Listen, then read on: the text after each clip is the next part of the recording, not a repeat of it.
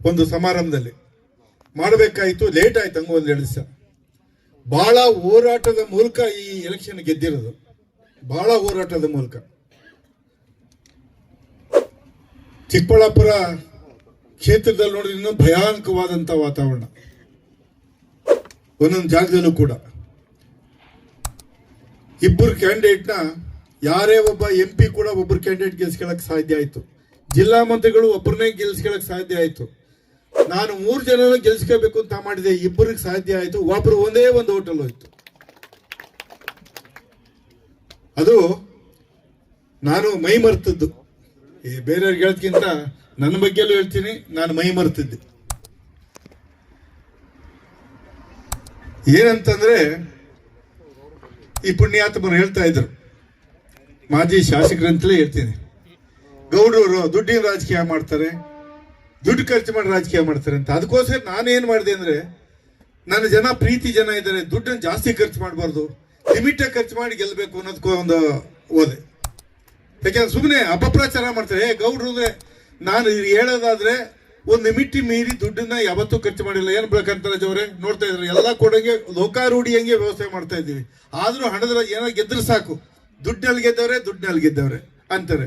ಅದಕ್ಕೆ ಎಮ್ಮಂಗೆ ಸುಧಾ ಅವ್ರಿಗೆ ಪರಿಚಯ ಇಲ್ಲದೆ ಇದ್ರು ಕೂಡ ಬೇರೆ 4 ಬಾರುಗಳು ಇರೋಂತ ಒಬ್ಳು 2 ಸತಿ ಗೆದ್ದಿರೋಂತ ಒಬ್ಳು ಹೆಣ್ಣು ಮಗಳ ವಿರುದ್ಧ ಅಷ್ಟೊಂಥರ ಕೋಟ್ಯಾಂತರ ರೂಪಾಯಿ ಅವರಿದ್ರು ಕೂಡ ಈ ಎಮ್ಗಿಂತ ಡಬಲ್ ಕೊಟ್ಟಿದ್ದಾರೆ. ಬೆಳ್ಳಿ ಸಾಮಾನುಗಳು 2.5 ಲಕ್ಷ ಅದ್ರ ಮೇಲ್ಗಡೆ ಕೊಟ್ಟಿರುವಂತ ಅಷ್ಟೆಲ್ಲ ಹಣಕಾಸುಗಳು ಕೊಟ್ಟು ಎಲ್ಲ ರಾಜಕಾರಣದಲ್ಲಿ ಗೆದ್ದಿದ್ದಾರೆ.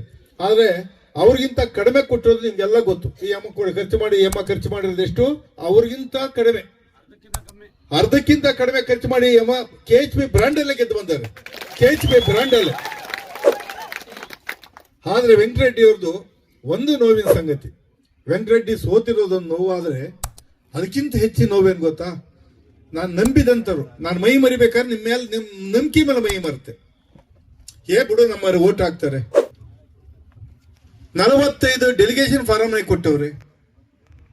ಇನ್ನು ಬಾಕಿಯವರೆಲ್ಲ ಸ್ವಲ್ಪ ಇವರು ಪರಿಚಯ ಎಲ್ಲ ಹೋಗಿ ಬಂದಿದ್ದೀನಿ, ಕಾಂಟ್ಯಾಕ್ಟ್ ಮಾಡಿದ್ದೀನಿ ಅಂತ ವೆಂಕಟರೆಡ್ಡಿ ಅವರು ಹೇಳ್ತಾ ಇದ್ರು. ಅದಕ್ಕೋಸ್ಕರ ಎಲ್ಲ ಆಗುತ್ತೆ, 50-60 ಆಗುತ್ತೆ. ಒಂದು 4-5 ಡಿಫರೆನ್ಸ್ ಆದ್ರೂ ಹೆಚ್ಚು ಕಡಿಮೆ ವೆಂಕಟರೆಡ್ಡಿ ಅವರು ನನ್ನ ಲೆಕ್ಕ 15-20 ಹೋಟೆಲ್ ಗೆಲ್ಲಬೇಕಾಯಿತು. ಆ ಪರಿಸ್ಥಿತಿ ಇದ್ರು ಕೂಡ ಬೇರೆಯವರು ಚಿತಾವಣೆ, ಅದರಿಂದ ನಮ್ಮರು ಅದಕ್ಕೆ ಕೆಲವರು ಈಲ್ಡ್ ಆದ್ರಲ್ಲ ಅನ್ನೋದು ಒಂದು ನೋವಿದೆ. ಸೋತದ್ದು ಒಂದು ನೋವಾದ್ರೆ ಅದಕ್ಕಿಂತ ಹೆಚ್ಚು ನಾನು ನಂಬಿದಂತಾರು ಈಗ ಹಿಂಗೆ ಮಾಡಿರಲ್ಲ ಅನ್ನೋದು ನೋವು.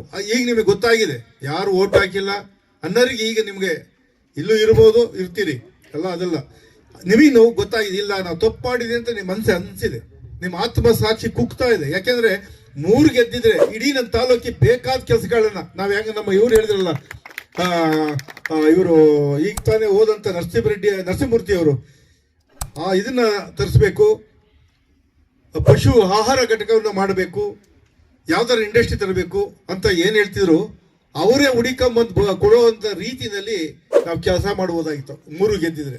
ಅದು ನನ್ನ ತಾಲೂಕನ್ನೇ ಆಯ್ತು, ನನಗೇನಿಲ್ಲ, ನನಗಿಂತ ಹೆಚ್ಚಾಗಿ ನನ್ನ ತಾಲೂಕಿನ ಜನಕನ್ನೇ ಆಯ್ತಲ್ಲ ಅಂತ ನೋವು. ಅದು ನಿಮಗೆ ಈಗ ಅರ್ಥ ಆಯ್ತದೆ. ಯಾರು ಓಟ್ ಹಾಕಿಲ್ವೋ ಇವತ್ತು ನಾವು ತಪ್ಪು ಮಾಡಿದೆ ಅಂತ ನಿಮ್ಮ ಮನಸ್ಸಲ್ಲಿ ಅನಿಸ್ತಿರ್ತದೆ. ಯಾರು ಹಾಕಿಲ್ವೋ ಅವ್ರಿಗೆ ಖಂಡಿತ ಅನ್ಸಿರ್ತದೆ, ಕೆಲವ್ರಿಗಾದ್ರು ಅನ್ಸಿರ್ತದೆ.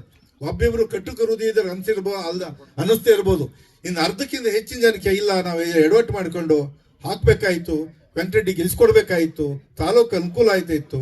ನಮ್ಮ ನೀವು ಕಂಡು ಓಡಾಡಬಹುದಾಯ್ತು. KHP ಬಣದಿಂದ 3 ಸೀಟ್ ಗೆದ್ದಿದ್ದೀವಿ ಅಂತ ನೀವು ಕಾಲರ್ ಹಿಡ್ಕೊಂಡು ಓಡಾಡಬಹುದಾಯ್ತು ತಾಲೂಕಲ್ಲಿ. ಅಂತ ಅವಕಾಶ ತಪ್ಪಲ್ಲ ಅಂತ ನಿಮ್ಮ ಮನಸ್ಸಿಗೆ ಅಂದಿರ್ತದೆ, ಯಾರು ಹೆಚ್ಚು ಕಡಿಮೆ ಆಗಿದೆ. ಅದರಿಂದ ಇನ್ನೊಂದ್ಸರಿ ತಪ್ಪು ಮಾಡಬೇಡಿ. ನಿಮ್ಮಲ್ಲಿ ಕಳಕಳಿಯ ವಿನಂತಿ ಮಾಡ್ಕೊತೀನಿ. ಇನ್ನೊಂದ್ಸತಿ ಇಂಥ ತಪ್ಪುಗಳನ್ನ ಯಾರು ಓಟ್ ಹಾಕಿಲ್ಲ ಅಂತರಿಗೆ ಹೇಳ್ತಾ ಇದ್ದೀನಿ, ಇಂಥ ತಪ್ಪುಗಳನ್ನ ಮುಂದಿನ ದಿನಗಳು ಮಾಡಬೇಡಿ. ನಂಬಿಕೆನೆ ತಾಯಿ ಸಮಾನ.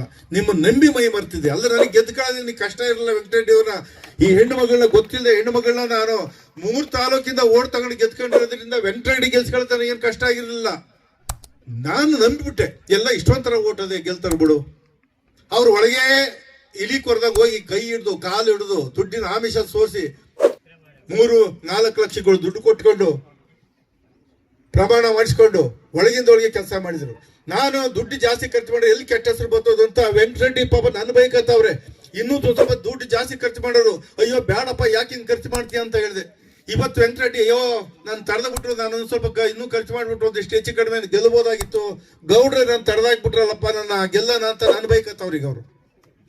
ಹಂಗಾಗಿದೆ. ಯಾಕೆಂದ್ರೆ ನಾನು ದುಡ್ಡಿನ ಅಪಪ್ರಚಾರ ಮಾಡ್ತಾರಲ್ಲ, ದುಡ್ಡಿನ ರಾಜಕೀಯ ಮಾಡ್ತಾರೆ ಅಂತ ಅಂದು ನಮ್ಮ ಮೇಲೆ ಕೆಟ್ಟ ಹೆಸರು ತರ್ತಾರಲ್ಲ. ಬೇಡ, ಸಾಕು, ಗೆಲ್ತೀರಿ ಇಷ್ಟೊಂಥರ ಓಟ್ ಗೆಲ್ತೀರಿ ಬಿಡ್ರಿ, ನಿಮ್ಗೆ ಯಾಕೆ ಇಷ್ಟೊಂಥರ ಐತೆ, ಮಾಮೂಲಿಯಾಗಿ ಏನ್ ಮಾಡ್ಬೇಕೋ ಮಾಡ್ಕೊಂಡು ಹೋಗಿಯಪ್ಪ ಅಂದೆ.